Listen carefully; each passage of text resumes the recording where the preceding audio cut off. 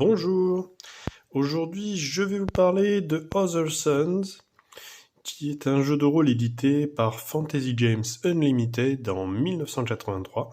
Donc, c'est un jeu de rôle créé par Neal Shapiro, donc, qui est un ingénieur et qui a donc créé cet univers donc, de science-fiction qu'on peut rapprocher de la hard science.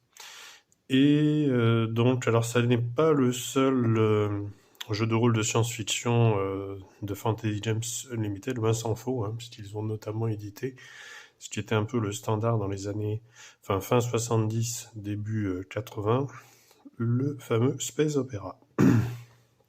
Alors, donc là, on a une couverture donc de Robert Charrette, qui est celui qui a aussi fait les couvertures notamment d'Aftermath et de Space Opera dont je parlais précédemment. Alors, donc, ce jeu de rôle a ceci de particulier, en fait, hein, qu'il est un jeu de rôle où, on peut le voir ici, les principales races sont ce qu'on appelle des Furies. Donc, il y a des chats, des renards, des ours, des belettes, des furets. Voilà, donc, et bon, il y a aussi des humains. Alors, ce qu'il y a d'intéressant, c'est que les humains étaient un peu les antagonistes de ce qu'on appelait l'hégémonie, donc il y a un petit peu l'univers, en fait, enfin l'empire galactique qui règne, et les humains ont perdu lors de guerres face à l'hégémonie, hein, donc de ces races à poil. Et donc les humains ont fini par être intégrés, donc la Terre a été annihilée, elle existe toujours, mais elle est irradiée, invivable. Et les humains ont donc, de brute force, été obligés de s'intégrer à cet univers-là. Donc c'était assez amusant, parce que pour une fois, les races principales, en fait, ne sont pas des races humaines. Enfin, c'est pas les humains, en fait, qui dominent, en fait. Hein. Il peut y avoir, par exemple, dans l'équipe de joueurs, un, voire deux humains, mais pas plus, en fait. Hein. C'est vraiment une race mineure dans le jeu. Alors, ouvrons un petit peu tout ça. Donc là, hop, on va commencer donc, par la feuille de personnage. Donc, avec Fantasy Games Unlimited, là, on reste toujours dans du très sobre. Au niveau du système de jeu, donc là, on a une création qui est assez similaire à ce que fait le système basique de Chaosium, hein, donc avec, pour la force, intelligence, etc., charisme et tout ça, la création à 3d6 ou 2d6. De là, donc, après, il y a toutes sortes de bonus. Et après, donc, on a donc les compétences. Et après, c'est un système qui marche avec des pourcentages. Alors, on ne serait pas dans un jeu de rôle fin 70, début 80 s'il n'y avait pas un bel écran avec plein de tables. Et il y en a des deux côtés, hein, tant pour les joueurs que pour le maître de jeu. Donc c'était... à l'époque, voilà, on rigolait pas avec ça. Alors, donc le premier livre, c'est le livre pour la création donc, des personnages et les compétences. Donc on a, comme je vous l'ai dit, donc la couverture en fait qui avait été faite donc par Bob Charrette. Et sinon à l'intérieur, donc Fashimbo et Jen Sample font la plupart des très belles illustrations. Vous pouvez en voir un peu ici. Très belles illustrations qui parsèment le jeu. Donc là aussi, on peut voir là par exemple, c'était à l'époque où il fallait faire des maths hein, pour trouver les bonus qu'on pouvait avoir.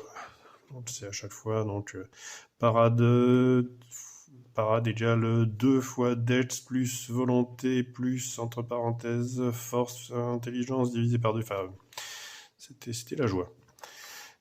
Donc on continue un petit peu. Voilà, donc le combat avec les tables des armes.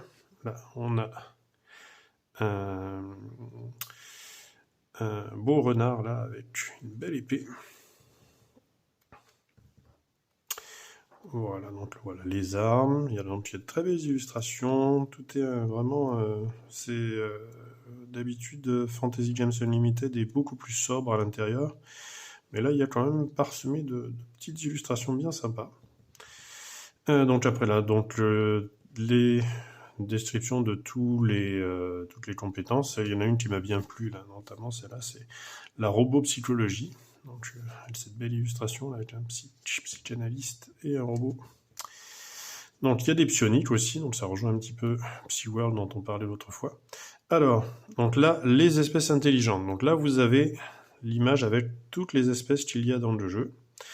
Toutes les différentes espèces à utiliser. Donc, avec espèces majeures et espèces mineures. Donc c'est marrant, hein, vous pouvez même incarner des espèces de crabes psioniques. Et donc ce qu'il y a d'intéressant, en fait, comme je vous l'ai dit, c'est que les humains ne sont pas notés dans les races majeures. D'ailleurs, leurs pages, je crois qu'ils sont notés vers la fin, en fait. Hop. Ouais, enfin, c'est pas grave. Alors, donc, voilà, donc un petit peu toutes les races. Voilà, après on peut passer donc au deuxième livre, donc là, les vaisseaux et la création de monde. Alors, donc là en fait vous allez avoir un peu tout comment, donc il y a des vaisseaux disons qui sont déjà pré-tirés, après vous pouvez fabriquer aussi vos propres vaisseaux, donc ça va être là aussi une quantité astronomique de tables. Et après donc là vous avez un certain nombre de vaisseaux au design assez cool, qui sont décrits. Avec un petit peu la technologie.